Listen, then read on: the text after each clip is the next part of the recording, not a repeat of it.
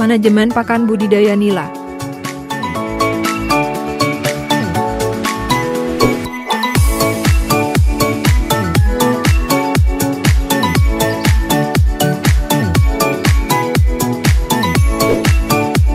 Halo farmers, budidaya ikan tilapia atau nila terus berkembang.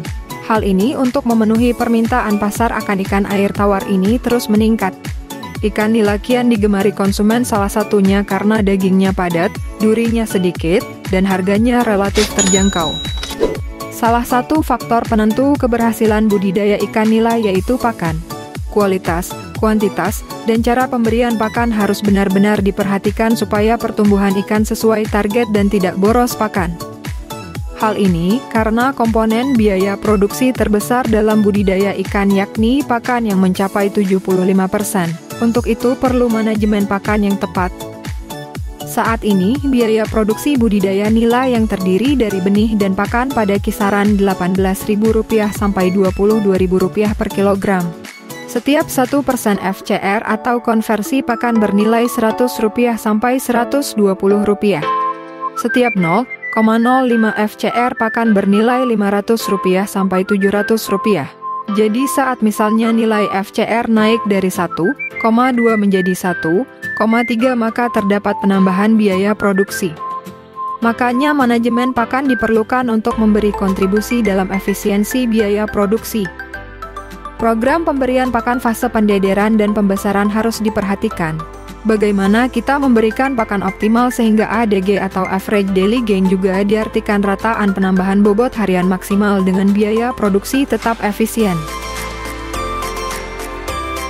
Pada program pembesaran, untuk mencapai bobot 100-300 gram per ekor, kita targetkan FCR 1,2 atau 1,3. Dari target tersebut bisa ditentukan kebutuhan pakan selama masa budidaya.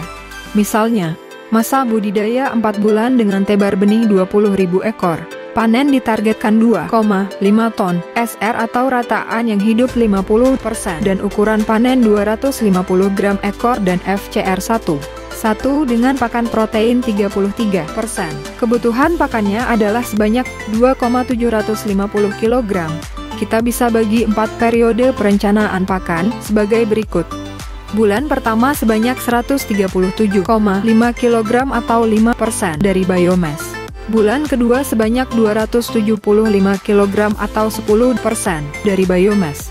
Bulan ketiga sebanyak 825 kg atau 30% dari biomass. Dan bulan keempat sebanyak 1.512,5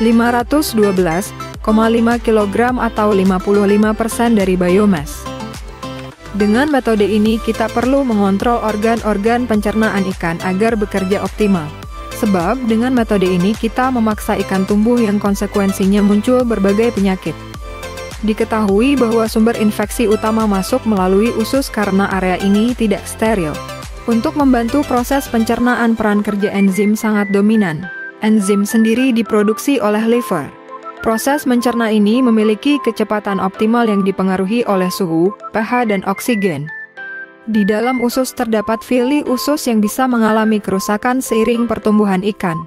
Fili usus tempat hidupnya bakteri usus dan alat penyerapan nutrisi dari pakan. Oleh karena itu, pada bulan pertama dosis pakan ditahan guna mencegah infeksi pada fili usus sehingga tumbuh dengan baik. Lalu pada bulan kedua baru pemberian pakan dipacu lebih banyak. Ini dimaksudkan untuk mendongkrak pertumbuhan, mempertahankan SR tinggi dengan FCR tetap rendah.